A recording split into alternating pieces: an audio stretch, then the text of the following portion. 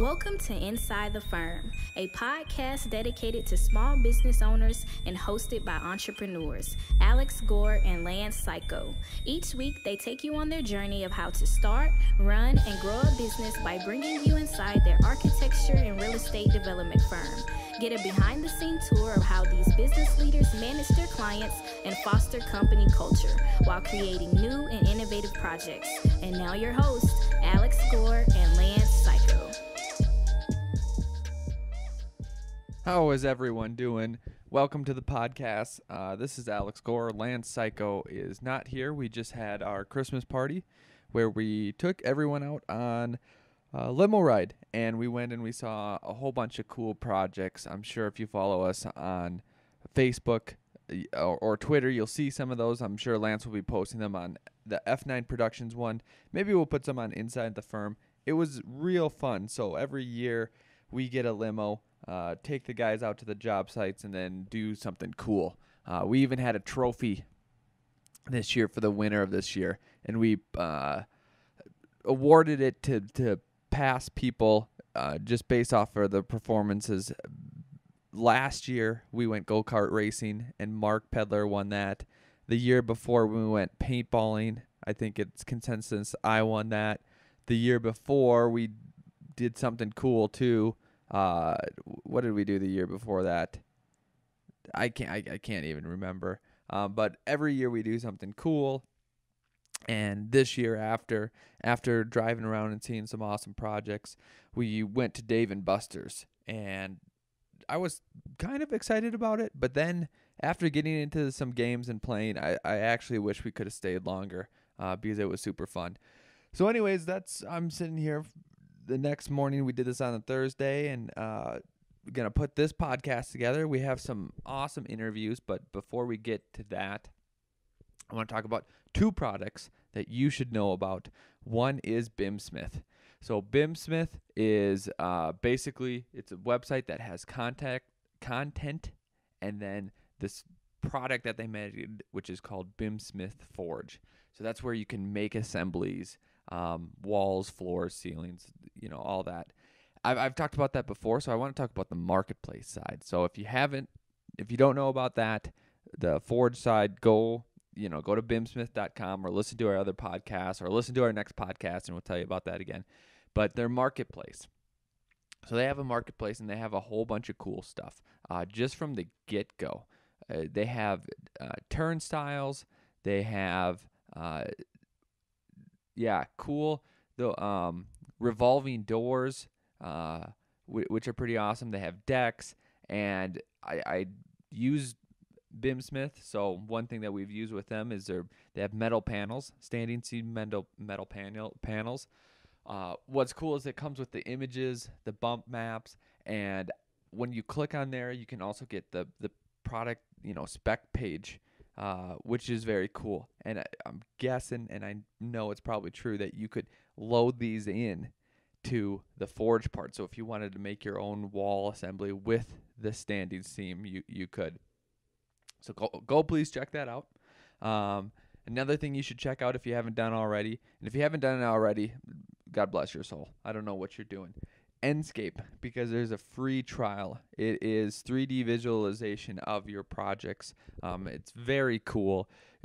You just have to download it, plug and play away, and walk through your project. It's 3D rendering, so it's enscape3d.com.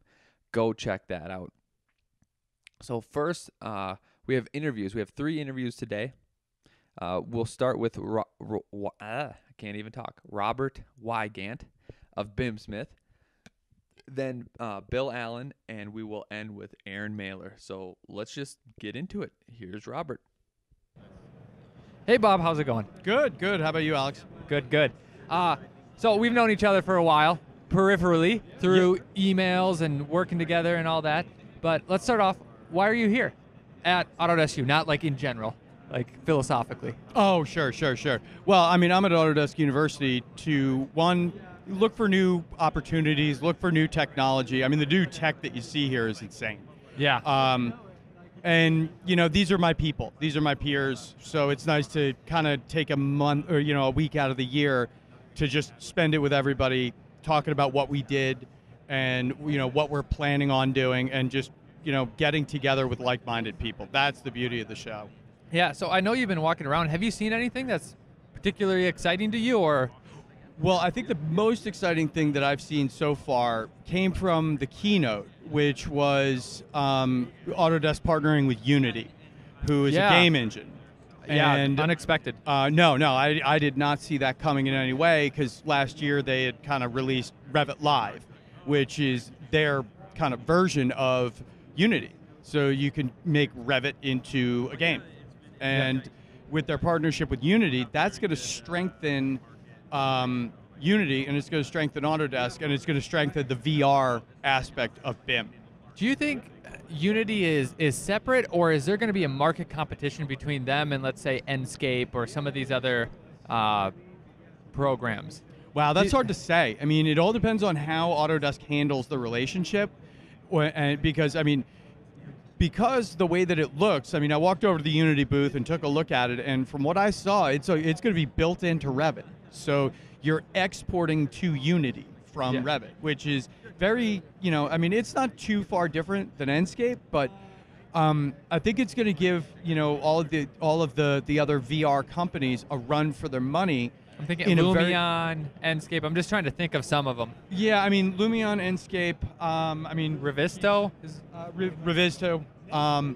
But I mean, the thing about Unity is their developer base. The number of developers out there that know Unity, that are, they're just hobbyist gamers, now have an opportunity to do something more with that knowledge. So instead of making a little video game that, they did in their spare time, they could actually put it to good use and start developing peripherally for Revit and the AEC.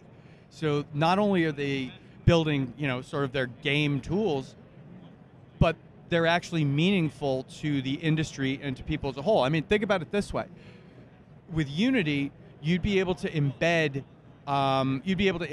any kind of visualizer or viewer onto any website with an iframe.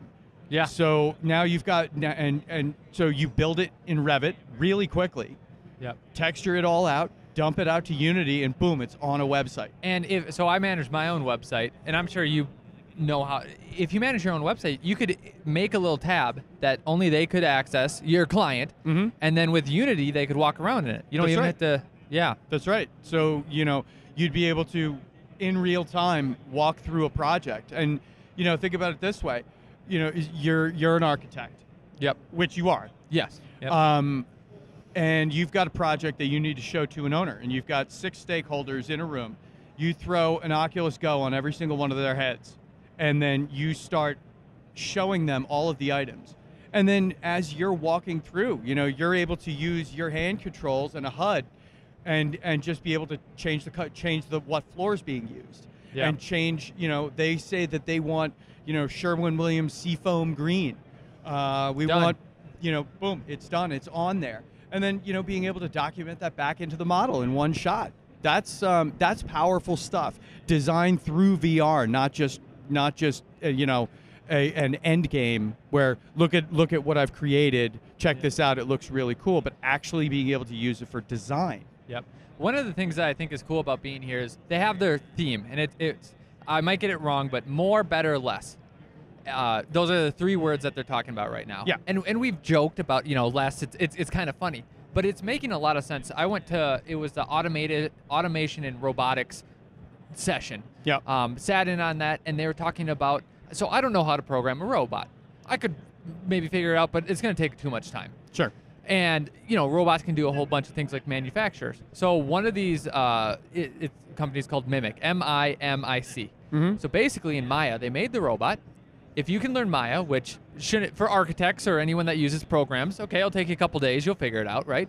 You can move the robot around in Maya and then have it do whatever you're doing. So the less concept is basically there's less restricting you. There's less of a hurdle between you and your imagination and reality. It's all coming together.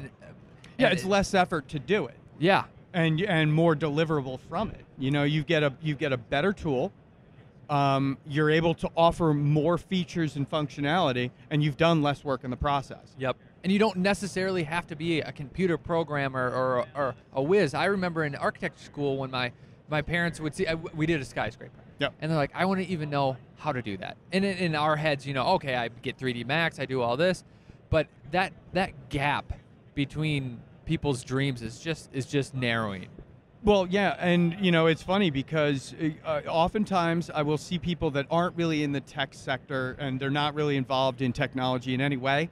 They'll say, and they'll kind of look at things and they'll say, wouldn't it be great if, insert something here? Yeah. And we walk around this show and it's already here. We're at the place where, the generative design is a great example. Being able to just iterate one after another and to let the design, let the tools figure out the viable options, and then the architects from there can select the style. Because the one thing that I do worry about with generative and iterative design is that it doesn't have a heart. Yeah. So you lose the heart in the design if you're not careful. And that's important to me, is keeping that, because otherwise we might as well be living in shipping containers. Yep. And that fear is the same fear that we've been tackling for a while. And we just have to be cognizant of it, because we heard it in school, especially maybe even 20 years ago. Oh, you're going from hand to the computer. You're going to lose their art. You're going from the computer to SketchUp. You're going to use it. Well, if you use SketchUp, which I don't recommend design buildings in SketchUp, but people do. If you don't take design... It's great. SketchUp is great for modeling your dorm room in architecture school. Yes. But once you leave, you have to put on your big boy software. And I've seen buildings where I go, oh, that's just SketchUp made in reality. So there's that same fear. It's just people need to take their own passion into it and realize that they're actually making, rather than letting it control you. Now you're more in control, and you need to realize that you're more in control. Right, and well, you can't stop the wheels of progress. No. Change is inevitable.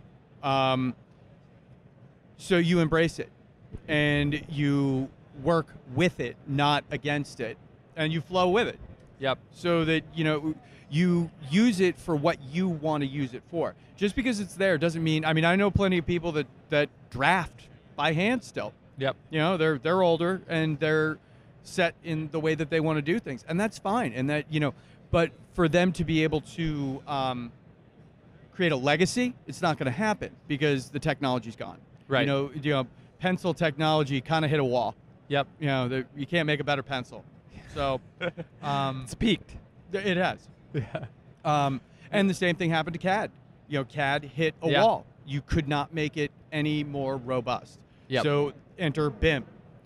BIM came along, and it's still growing. It's not, it's not shrinking, but it's also being, augmented by other tools like VR, where, it's still 3D modeling, but now it's more visual, and it's less hands-on and more thought.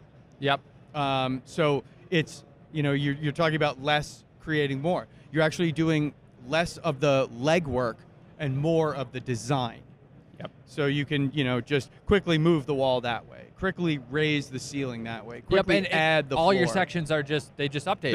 They're just a function. And the same thing. Well, let's take specifications. Yep. The average age of the specifier is raising 1 year every year. Yes. I think it's like 90 fact. now. But regardless, I'm actually still a specifier. And with you're BIM only Smith, 86. I know. I'm a youngin. Yeah. And they treat me that way too. That young gun. What does he know? He's just 86. So, I have to live with that. It's my cross to bear. But the point is that there's a lot of knowledge involved there, and there's there's specifiers and there's spec writers, and you know the difference between the two.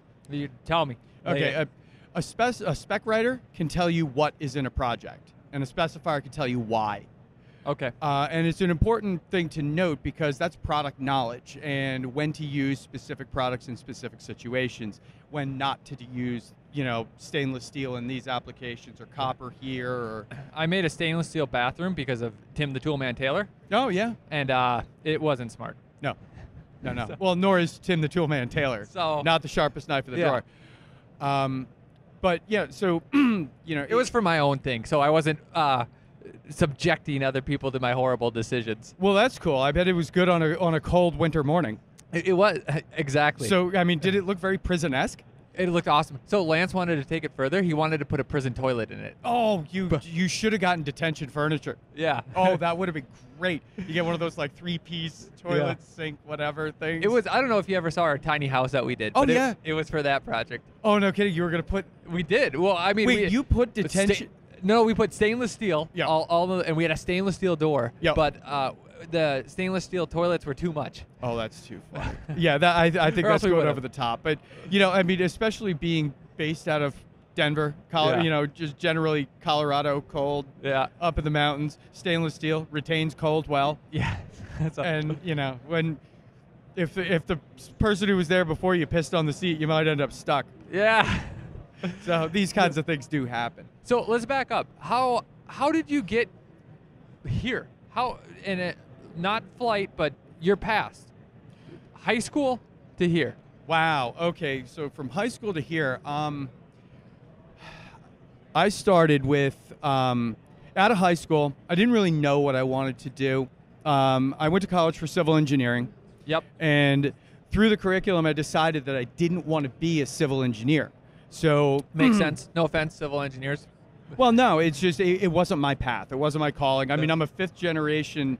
I would have been a fifth generation engineer if I got the pedigree in the paper. But I still think like an engineer, and anybody who's talked to me kind of says the same thing. It's like, you have that analytical mind. Yeah. But I went into construction because it's what I loved. I loved building houses and buildings. So, I started by being a roofer. My knees went south, Yeah, so I that's went tough. into general contracting, and realized that there was too much competition. I was in New Jersey, so for every dollar I bid, there was somebody who didn't have insurance that was bidding at 70 cents, and then somebody who was coming in even less than that at, who isn't even paying taxes. Yeah. So the competition wasn't, it wasn't hard to what I beat wanted business to. model there. It is a tough business model to beat. So in any event, what I had done was, I didn't have the pedigree, but I had the determination. So Well, and the knowledge, the hands-on knowledge. yeah. So I sent my resume to GAF Materials Corporation. They're the world's largest roofing manufacturer. It's what I know is roofing. So I said, you know what, I'm going to stick with that.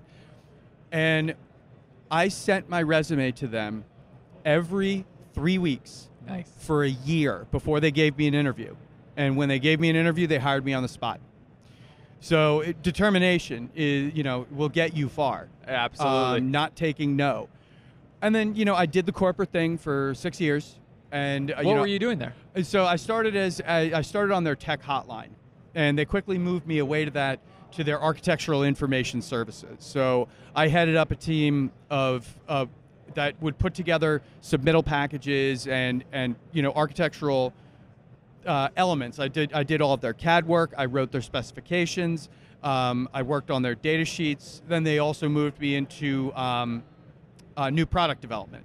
Yep. So I worked with some synthetic stone products. I worked with skylights, Yep. some new products that they were looking to build, because I had a good mind for the products, how to install them. Heck, they even had me doing like training videos and stuff. Okay. And I got to a point where I just didn't like the corporate gig anymore. Yep. So I moved on, and from there I wasn't I quit, but I wasn't unemployed for 24 hours before I got picked up by a specification library who. They asked me to come in, please write our specs for us. We need more people to write specs as well as you can. Not to, toot my own horn, but I'm pretty good at it, especially for. Well, you were 86. I know. Or 80. I was only like a young gun at like 75 at that Yeah. point. So So you still had some spirit in you. yeah, I still had the piss and vinegar. So so I started writing specs for them. And then they asked me, what's this BIM stuff? I said, oh, well, okay, BIM is kind of an emerging technology. Now, this is back in 2005 4, 5, 5. How did you know? Oh, I did the homework, the research, because I learned AutoCAD in high school when I was 14. Yep. Now, this is creating a very bad age progression because I'm not even sure pencils were invented then. But Yeah. but in all reality, I learned AutoCAD in high school when I was 14 years old. I went to a high school that was designed around pre-engineering. Yep. So they had CAD systems available to us, and I loved it. I wanted to be an Imagineer when I was in high school. Mm-hmm. That's what I wanted to do. And it was, I kind of followed it, and, I was a partier. I made some decisions that kind of changed what I wanted to do, and Yep. I wasn't a hard worker at the time. You live and you learn. But I don't regret any of those things that I did or the path that I took because it really made me who I am, and the knowledge hands-on and working with all of the different trades actually give me experience that most people that are in this industry don't actually have. No. So, they asked me about this BIM thing, and I explained to them. I said, well, okay, here's how BIM works. It's like CAD on steroids. It's 3D models, and we're burying data inside of it also. Yeah. And they said, well, do we need this? I said, this will make you a lot of money. So I developed the sales structure, the formula, how they were, how to get it to the market from end to end, and I built it. And I put it out there, and I managed it for about 13 years, up until about 4 months ago. Yep. And at which point, the structure that they had on sales was starting to become problematic. And their sales declined. They weren't compensating for it. And I found myself in a position where I couldn't watch this happen to this baby of a library that I built. I mean, that library literally is the same age as my daughter, who, when I quit my job, and this is an interesting thing about me, when I quit my job at GAF, I also knew that I found out like a week earlier that I was going to be a dad. So Perfect timing. Well, but I said to myself, I cannot fail. Yeah. So when I started a business, it was I cannot fail because I will be failing her. Yeah. And 12 years later, I made the decision to, instead of continue just developing content by myself, I didn't feel like I was making an impact to the overall industry, and that's what I like to do, is make some sort of change happen. So I came to BIMsmith. Yep. And this is really great, being part of a team that wants to make things better. Yeah. Wants to move the needle, that wants to give the AEC industry something that it hasn't seen before that will actually make things better. I mean, because a lot of times people will build models for the sake of building them. Yep. They'll put detail in for the sake of putting in detail. That doesn't really matter. Architects don't care about it. Yeah. Manufacturers might say, well, I need to make it look exactly like my widget. If it doesn't look exactly like my widget, it's wrong. But what they're forgetting is who their audience is, and that's the architects. If the architects don't want that, you might as well, you're advertising to yourself at that point. Yeah. So the key is developing content, be it specifications, BIM, CAD, data sheets, for your audience, so that you're giving them what they're asking for. If you're not doing that, it's internal advertising, nothing more. Yeah. What are you excited about at BIMsmith now that you guys are currently doing, and then what are you excited about what you might do in the future? Ideas that you've garnered, things that you talked about, things in the back of your head. Wow. Okay. So, well, first and foremost, the thing that I think I'm most excited about is building a specification program. With ARCAT, they had a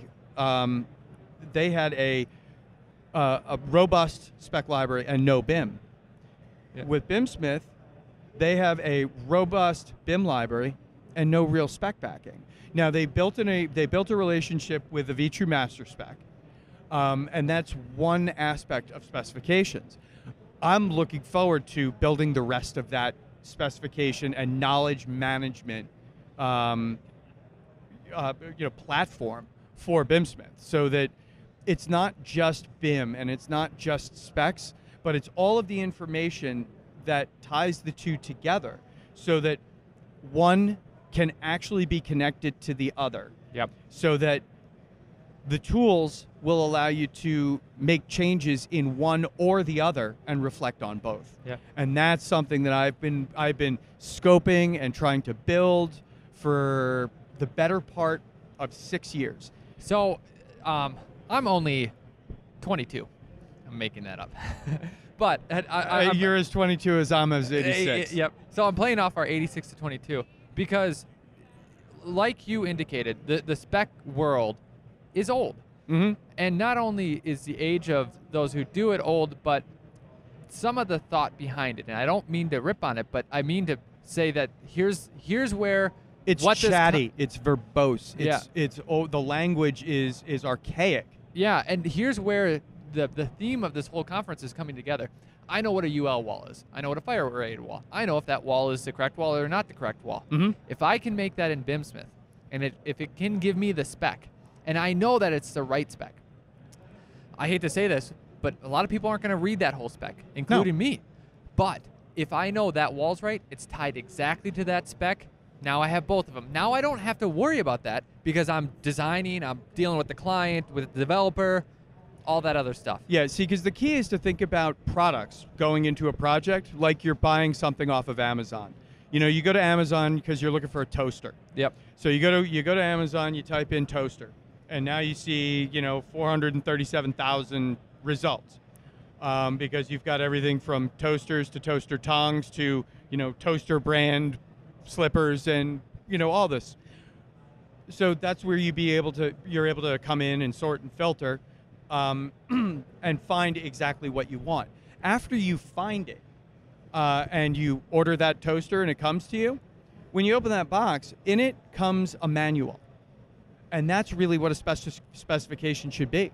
Is nothing more than an owner's manual for the products that have been selected. Only they're aggregated in such a way that it follows a specific format that the architects require. So this is totally off the cuff question. Do you see specs changing in their format and how? Yeah, I think it's inevitable. I think they're going to remain as specification documents. So long as there's attorneys, we're going to have specifications. Yeah. Period. As long as there's litigation. Because lawyers. Right. Yeah. As long as there's litigation.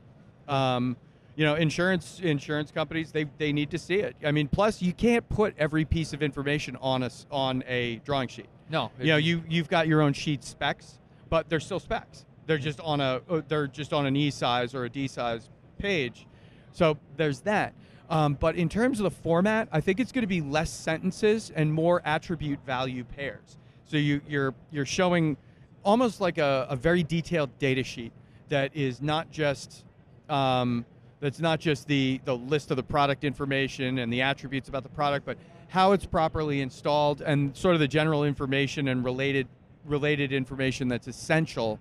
Because the one thing that people often overlook about specs is that they're not a list of products. It's a work result. Master format is known as work results, which is an effort. So they're not talking about wood floor pieces. They're talking about flooring, and it's that ing at the end, flooring, drywalling.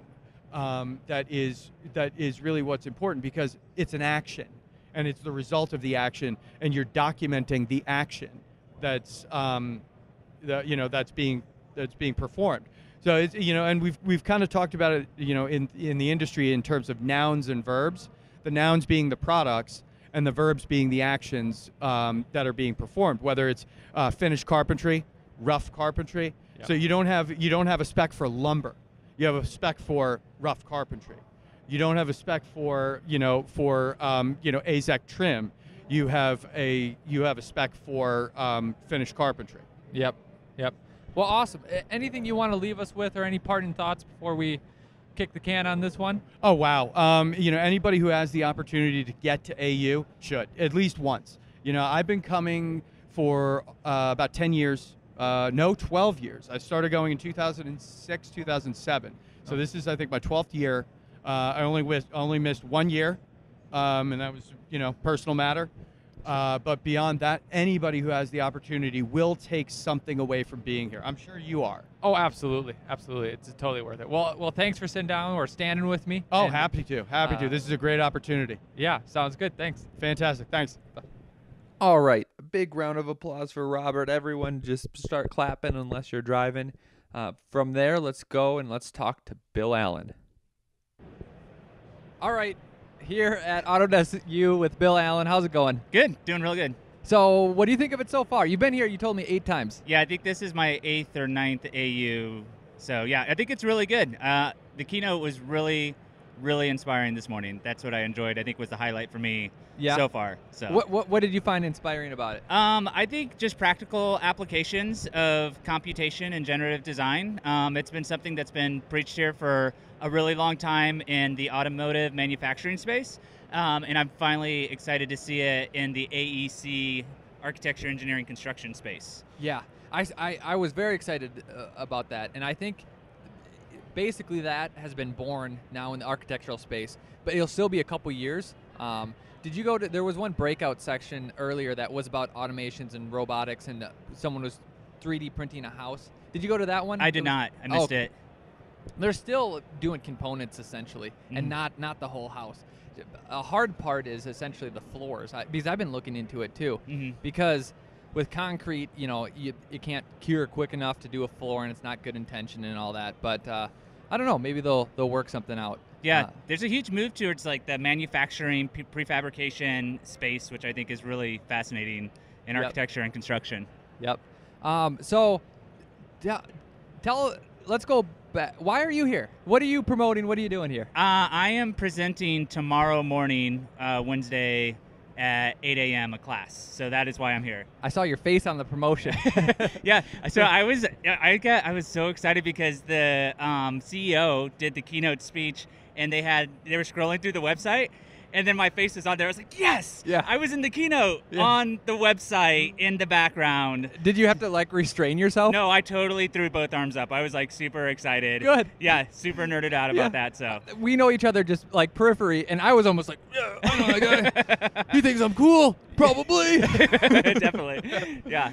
So, so you have a class. Again, tell me a little bit more about your class. Yep. So my class tomorrow is a case study on delivering theme park projects with BIM. So one of our clients, shout out to DTJ Design in Boulder, Colorado, they do these crazy awesome theme park projects in China and in the United States. And so they work with us, we team up and basically deliver very unconventional style projects. Really, we just kind of get to play roller coaster tycoon, like living my childhood through my adult years. So I'm really excited about that. So tomorrow my class is on delivering theme parks with BIM.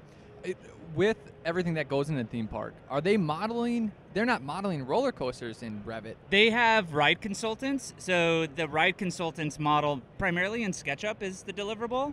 And so really, that seems scary to me. It's very scary, like super sketch. Like literally, because you have all these bolts and nuts and everything inside of those ride consultant files, and so that becomes a super hard challenge, especially with the scale and size of some of these projects. It's not like a single family residential house. It's like, 400 acres of theme parks with roller coasters and pavement and buildings and structure and all of this stuff. And buildings are complex enough. Yeah, totally. Yeah. So that's part of our challenge, is like the theming of it is trying to model these very like we had to model a mountain, but as part of that mountain, there's roller coasters going through there, but there's also building elements that are embedded in there. There's egress. There's all kinds of information, the theming of the buildings. So yeah, it's pretty crazy, some of the stuff that we're trying to model, and especially Revit's not designed per se like to design these type of forms. Right. It's more like Maya or Mudbox or some of these like crazy other kind of sculpting programs, but we're delivering these buildings, so we have to try to do it with Revit usually. But it's gonna be a Frankenstein of programs that we kind of like piecemeal all together to try to leverage different programs for their strengths. Our firm has some experience in that too. We get subbed out from different subcontractors for, again, theme parks. So Really? it's fun. Yeah. I didn't know that. Yeah. So That's awesome. You know, I can't say which theme parks, and all Yeah. that just because of, I mean, I probably could, but I'm not supposed to. It's not a big deal. There's only so many theme parks going up.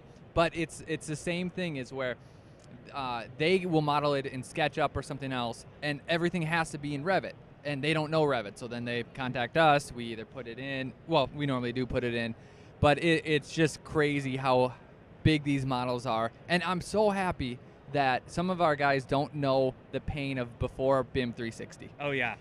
The collaborative tool before that, I'm like, you guys got it easy. Totally. Yeah, it was so much hard, like sending files and downloading files and putting them on networks. And hey, did you publish that this Friday at 4 o'clock? You know, the pains of that. So we are spoiled today. Yeah. Yeah. So how did you get into the BIM space and what you do, and basically from high school, college on? Yeah, so primarily did architecture for 12 years, working at like really big firms. So I worked at HDR for 8 years. I worked at Oz Architecture, Lance Boggio Architects, and I was always part of kind of. Is that where we met up? At Oz? Because we did some stuff for Oz. Did you? Yeah. I don't think so. I think I found you because I was moving to Boulder. Yep. And I think I found you guys on LinkedIn, and then that's when I had reached out. Actually, I didn't have a job in Colorado. I was coming out to Colorado and didn't have a job yet. And so I think I was interviewing at some different jobs and reached out to you guys to see if you had some advice on the job space out here. Cool. So, Where did you go to school? just have an associate's degree in computer-aided drafting technology management. Yep. From Battle Rock College. So Where's that? Omaha, Nebraska. Omaha. Yeah, Omaha, represent. Yeah. So Omaha, Nebraska, went there, just 2-year degree, like a trade college. Yep. There, and then from there, got different BIM management jobs throughout the years, and then just started speaking at the conferences, and humbly actually got invited to be on staff at the University of Nebraska. Yep. And I'm like, I don't think I'm qualified for this because I don't have a degree, and then I'm like trying to teach these other guys that do have. But legit they're degrees. thinking, well, we don't know how to do it. Yeah. So you might not have a good degree, but you know more than probably what we're teaching right now. Yeah, and I think you learn a lot, in the professional space, like working on I worked on projects like doing waterproofing details and computational design, and so like I worked in the space and got the experience, Yep. Through hard knocks of like real project deadlines and things like that. So. Yeah. What I'm excited about, and I'm cutting off your story. Yeah, please go ahead. but the new stuff that's coming out, and with Revit taking over, essentially you're modeling more like real life when you start with Revit. So the training is getting pushed back into the colleges because you have to make those decisions earlier, which I think is great. Yeah. Because did you use AutoCAD back in the? Yeah, when I went to school, it was AutoCAD. Exactly. So like you can lie. You just you make a floor plan, you make an elevation, and you're like, oh yeah, those fit together perfectly. Yep. You're like, no. The contractors call and swear and everything. So I think this whole move to BIM is really, really good. Totally. Even though it's very hard at times. Yeah. So keep going. So you worked at some firms. Then what? Yeah, so 3.5 years ago, I founded Evolve Lab, which is basically a computational design and BIM consulting firm. And so we basically help firms like on theme park projects or with BIM implementation or training, workshops, things like that. And then Dynamo is really hot right now, so we're doing a lot of Dynamo workshops and Dynamo scripts. Yep. And so I founded Evolve Lab 3.5 years ago, and then I felt like I didn't have enough on my plate. Naturally. Yeah, and so I started another company called On Point Scans, where we do like laser scanning and photogrammetry scans. And so those two companies right now keep me really, really busy. And then from there, it was funny, like I started Evolve Lab with a tax return where I bought a laptop and a seat of Revit and started doing consulting. And then from there, I've worked it up enough now where we have like business development and marketing, client relations, and I have a director of design technology and director of lighting and design. And so we've grown it now from where it was just me to a team similar to you guys, where you guys have a whole staff and everything. Yeah. So Exciting. Yeah. Awesome. Congratulations, man. Yeah, thank you very much. Appreciate it. Dynamo. I can't even talk anymore. You know what I'm asking about? So I haven't gotten into it. what's the appeal? What is everyone loving about it? And how useful is it in everyday applications? Because how it's presented to me is essentially, and this is probably the wrong presentation, is, okay, you're doing some pavilion and you have some sort of beams and all of a sudden you want to flex them and move them and you can kind of control all that. And maybe it's my own perception, or maybe it was the way that I presented it, where they did like, it's this very curvy snake-like craziness. I'm like, okay, that's great. I do houses and regular buildings. I'm not going to be doing that. Yeah. Is that perception correct, incorrect? What's going on in that space? I would say I had the exact same perception, and it's very common in our industry to have that perception because I came from using Grasshopper, and so you use Grasshopper primarily for computational iterative design for complex form finding, and Dynamo, you can do similar tasks. So a lot of people have that perception that like, oh, if you're using Dynamo, you're doing something crazy complex. But at Autodesk University, where we're at right now, about 6-7 years ago, I took a class from Marcelo. I'm going to butcher his last name, Scambolari. We'll just keep it with Marcelo. Marcelo. Yeah. And so Marcelo did a class on practical uses for Dynamo. Yeah. And that totally flipped my perception about what you could use Dynamo for. And so you can use Dynamo for all kinds of just like mundane grunt task automation, like room renumbering or sheet creation or view creation and dropping views on sheets and auto dimensioning stuff, or pushing data from Excel to Revit and back from Revit to Excel. So like, let's say at F9, like you have a door hardware consultant and they are gonna be entering all this data for the door schedule. You could use Dynamo to take all the data from your Revit model, kick it out to Excel, give it to your door consultant. They could populate the data and then push it back into Revit and it populates your door schedule. So there's like some very, very practical examples for Dynamo, not just twisty towers and bridges. Yeah. What's the learning curve on that program? It's pretty high, I think. It's a visual programming language, and the problem with Dynamo is like there's no door tool, there's no quote unquote wall tool. You can kind of make like your own tools with Dynamo, so it's really kind of like an infinite like program. Like you can just continue creating combinations and building stuff. And so the learning curve is, I would say, is pretty high. Yep. But it's worth it. Like it's definitely a powerful program. So, when firms, companies approach you, do you ever see a common theme where you can help them out, or where they're doing something where you're like, I see this all the time, and there's a quick fix? Maybe not quick, but do you see anything like that? The most common theme, and it's funny because we're more like a design technology consulting company. The most common theme is we're dysfunctional. Like most firms, unfortunately, they just have a hard time getting their staff to adopt new processes. And so that's the most common theme of it's like, it's this three-legged stool that I always say. It's people, process, and technology.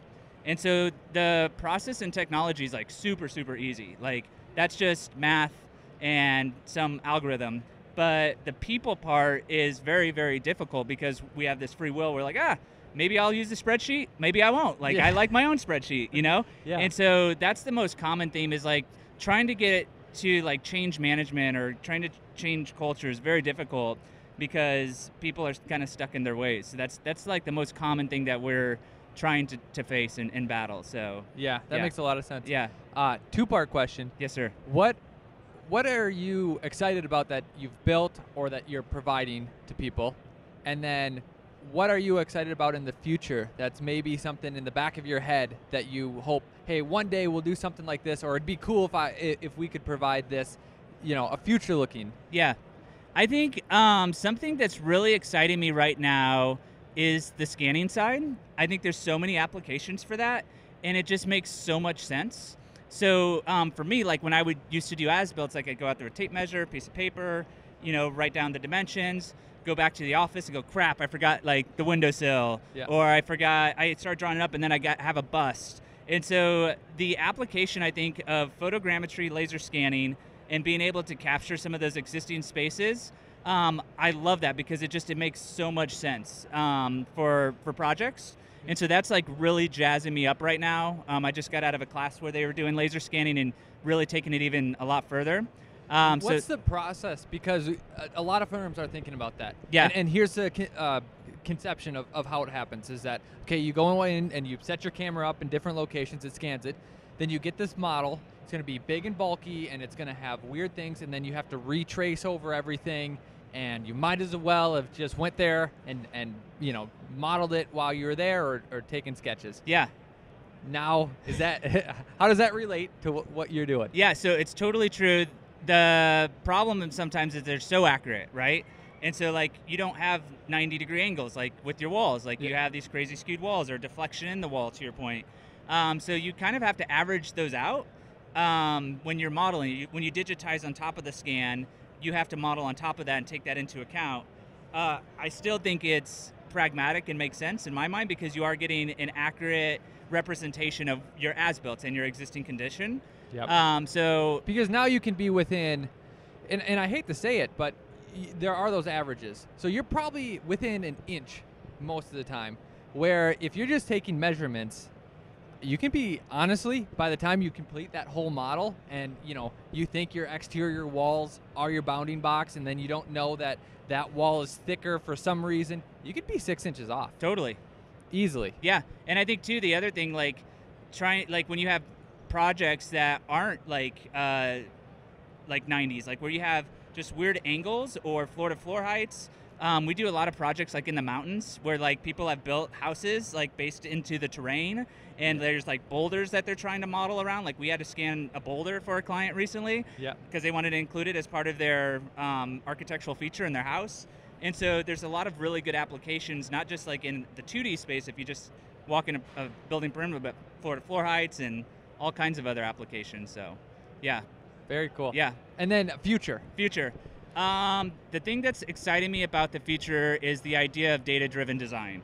So I've been on my soapbox forever talking about like, okay, cool, like we now have quote-unquote building information modeling. What are we doing with it? Oh, we're creating a door schedule. Like that's all we're doing with the data. Yeah. So I'm really jazzed about the future of using data to drive design, to do optimized buildings. So like if you're putting a house on a site, like could we optimize it for daylighting, or could we optimize it based on line of sight? Like all this data that we could start informing the project for. I think that's what's really exciting me, is data-driven design. I know you know Clifton from TestFit. Yes. It's almost like if we could have a program, and I know you can do sun analysis, but the TestFit IO, it has generative designs, and you know you can move the building about, and you can pull things. If the sun could almost like morph, just like Fusion 360, your building, and then you take. I mean, you'd obviously have to change it, but it'd be very cool if somehow like the sun could melt away where you should have windows. Oh and stuff yeah! Like that. Oh my gosh, that's a good idea. Yeah, I like that a lot. Yeah, trying to use that. It's a really good idea. Trademark. Copyright, like all that stuff. That's right. It's a really good idea. Yeah, Clifton and I are really good friends. Funny thing is, we actually shared an Airbnb in Atlanta like 2 weeks ago. Literally, like slept on bunk beds. I was up on the top bunk, and he was down on the bottom bunk. You held hands. I know. It wasn't. Yeah, it wasn't weird at all. No. Yeah, it wasn't weird. So yeah, that's cool. So I interviewed him earlier, and then just saw him at Starbucks. So cool. How can people get a hold of you? And then, do you want to leave anyone with any kind of parting thoughts? Any ideas, anything like that? So people can get a hold of us either through evolvebim.com. We have a lot of cool resources on there. There's a lot of free Dynamo scripts, free training videos. We have a Slack channel. We have a forum. So if you go to evolvebim.com, you can like download just tons of free stuff. The blog, just tons of resource and knowledge. So you can check out that. onpointscans.com is the other one. And through there, you can reach us through the contacts. So that's the way people could reach us. Parting thoughts, I would say for anyone, so this is something like I've been really jazzed about, is a lot of people have been asking me about, like, cool, like I want to implement this in my firm, but I don't know how to go about it. I would say for my own path, like don't wait for someone to ask you. Don't wait for someone to give you your career trajectory. Like if you're excited about something, I would encourage you to just do it. Like go after it and don't wait for someone to give you permission. That would be my like parting thoughts or words of wisdom for whatever little wisdom. Probably not much wisdom coming from me, but that's what I would agree 100%. Yeah. You just have to do it. Yeah. And know that hey, especially if you work at a firm, this might be the hard thing, is that you might say to your boss, hey, I did this, and he might think it's a terrible idea. Yeah. Right? And you have to be okay with that's going to happen. Yes. You know, you're young. And it could be a terrible idea. It definitely could. But it also could be, hey, they're stuck in a different way of thinking.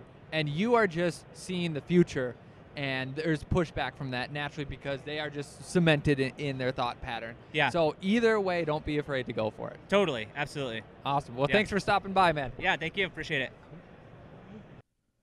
Thanks, Bill. It's always a pleasure talking to you. And last but not least is Arron Maller. Here we go. All right, I'm still here at Autodesk U, here with Arron. And if you are into Revit or on Twitter, I feel like you should know about Arron. I don't know why, but for years Because I'm everywhere. I've just heard about you, known about you, seen different stuff of yours. So I guess a good place to start off is, why are you here?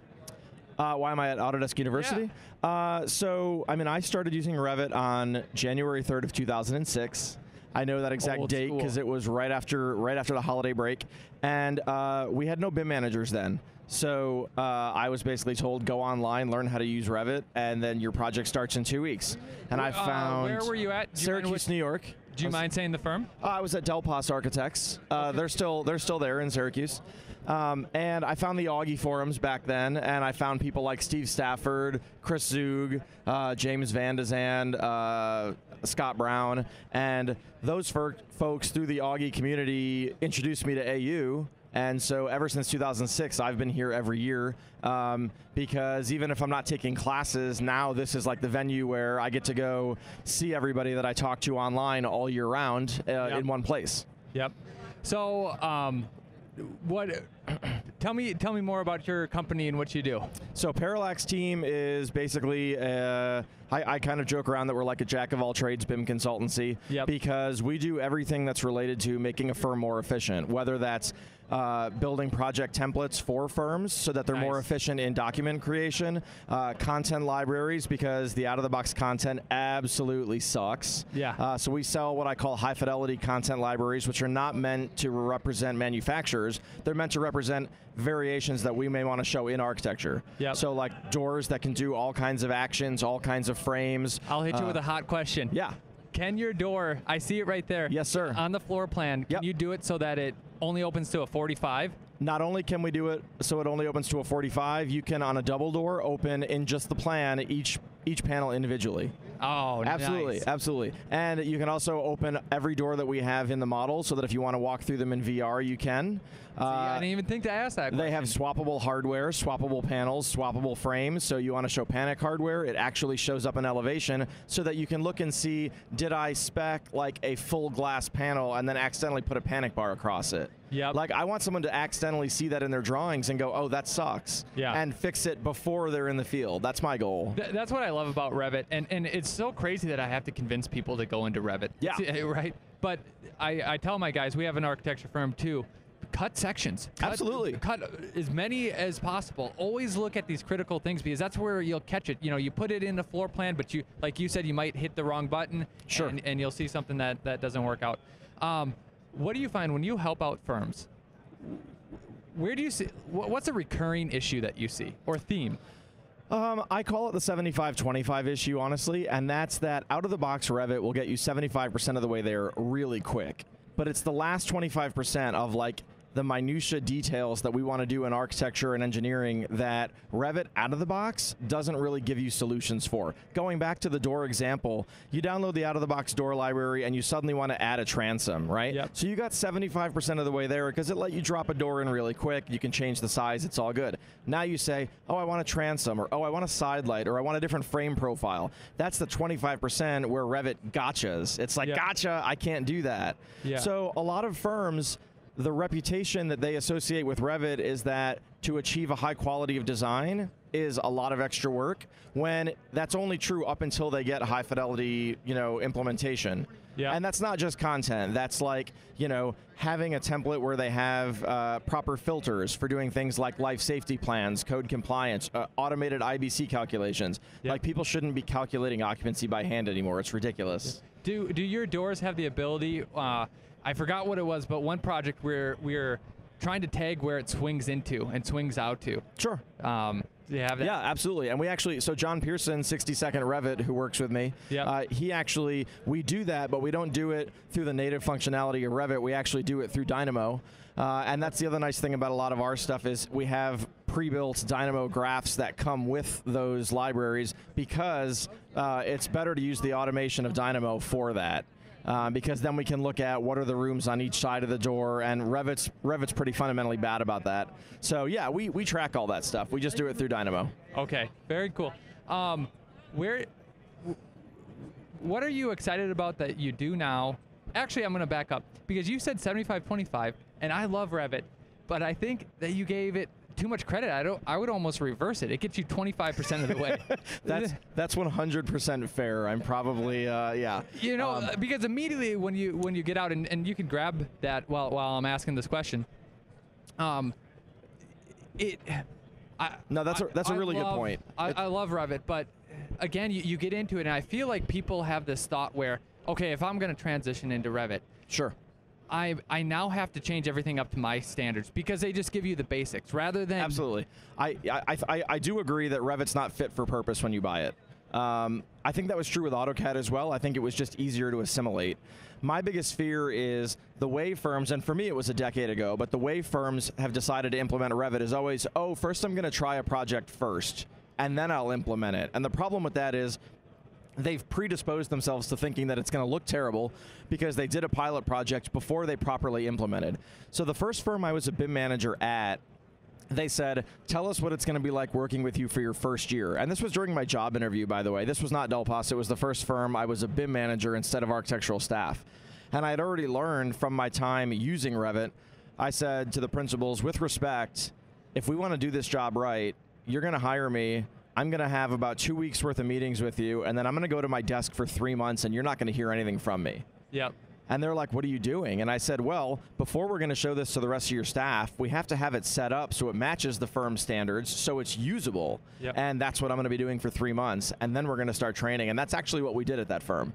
And this is, you weren't being hired to work there. You were being hired to come in and help them out. Back then, I was actually being hired to work there. I was an in-house BIM manager. That was my first job in BIM management at the time. Yep. Yeah. Now we come in as SEAL Team 6, as consultants. Exactly. I would say a replica. Exactly. If you know Jocko Willink, that's exactly what you look like. And the funny thing is, that's the difference is now we don't have to say, but we need 3 months to build all this stuff, because what we're bringing in is stuff that's already built. Yes. And it's just like, now we just need to get you trained, get you functional, and be ready to go. I find training is so huge, and the good firms do it well and dedicate times to it, and some of their plan for implementing BIM is, oh, we'll get some college kid Sure. to start. Sure. And you're like, okay, he might not know Revit, but he doesn't know architecture. Right. And I tell everybody, the shortest Revit training class that I basically offer is 4 days long, upwards of 2 weeks. And the reason why is you're not training about software. If you're not training about Revit and practice at the same time, you're not training. You're just teaching somebody how to push buttons. So like when I'm teaching the Revit wall tool, that's also when I'm teaching about visibility graphics and filters, because finishes get treated separately from backup walls. But that's also when we have to talk about wall types, and that's partition types, and that's UL assemblies, and that's how do you manage your fire ratings, and that's, hey, do you know why some walls can be fire rated and some walls can't? Like, you have to be training about practice at the same time, or you're going to eventually fail. High five.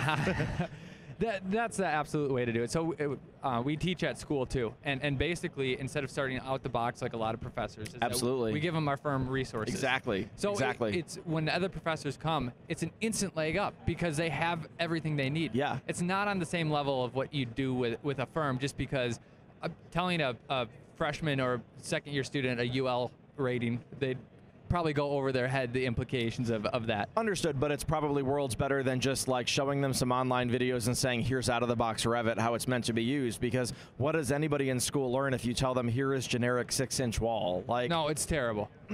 Yeah, it's terrible. It's not a good way to learn. So what do you offer then for let's say, because a lot of architecture firms listen, and maybe some people transition. Yeah, absolutely. So I joke about us being a jack of all trades because we go basically anywhere we need to go to make an office better with practice technology. And I explain it like that because, so yes, one thing we offer is project templates. Another thing that we offer is content libraries. But then we start getting into, there's a lot of third-party add-ins that can actually make architects and engineers much more productive. And where that immediately goes is if your IT department isn't savvy enough to properly install and deploy all these tools, your staff is automatically set up to fail. So even though it's not the sexiest or most enjoyable work, for a lot of our clients, we actually come in and handle the software deployment month to month and year to year for them.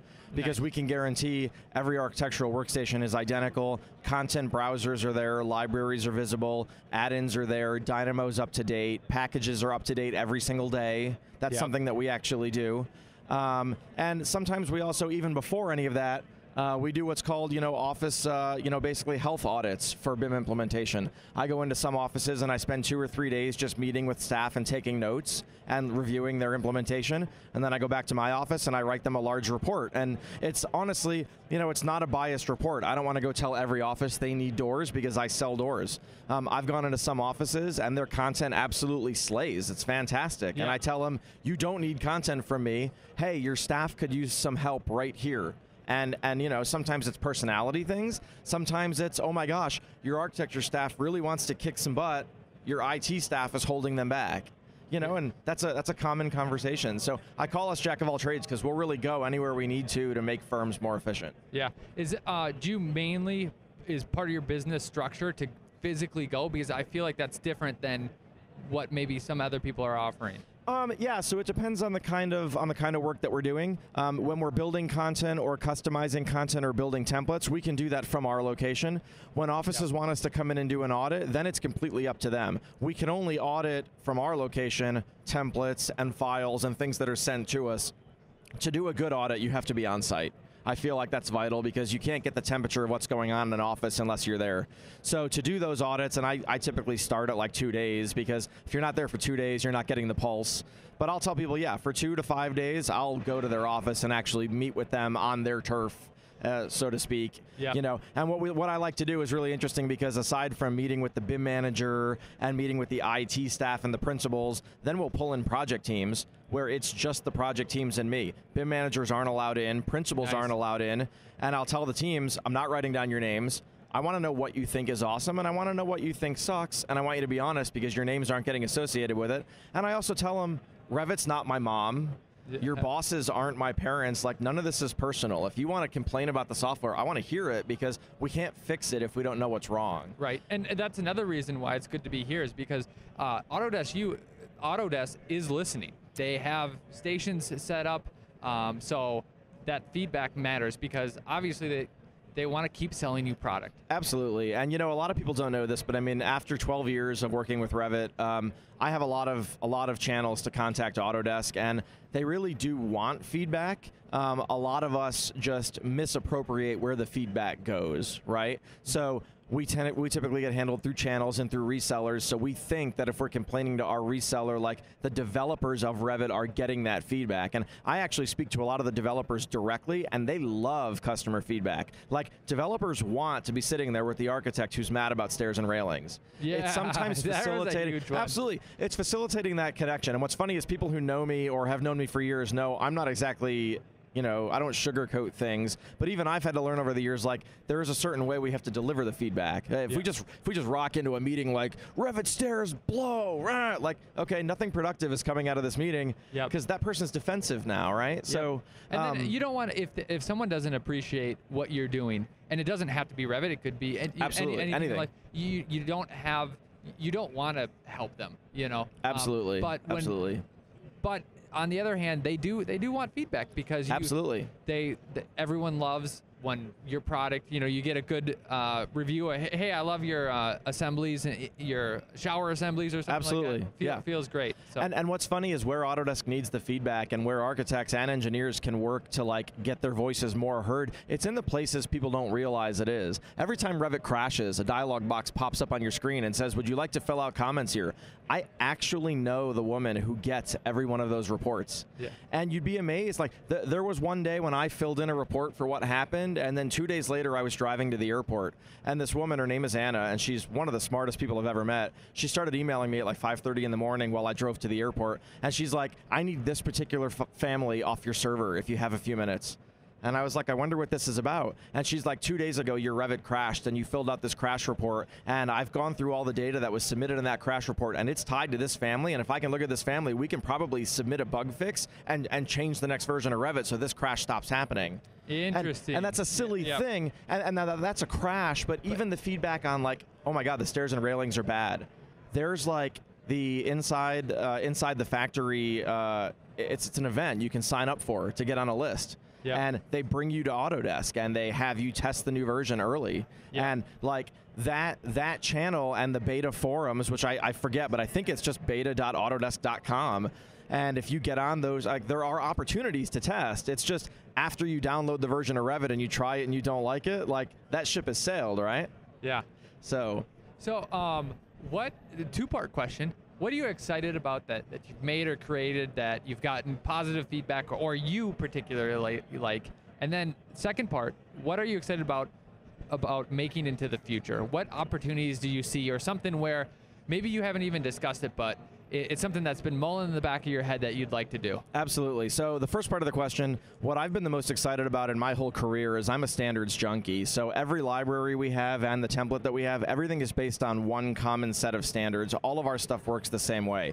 That was only mildly exciting to me until John Pearson came on board at Parallax. But now what he does with Dynamo and automating through data exchanges, the fact that all of our systems are perfectly standardized, what he can do with Dynamo is now even more powerful because everything of ours works exactly the same way.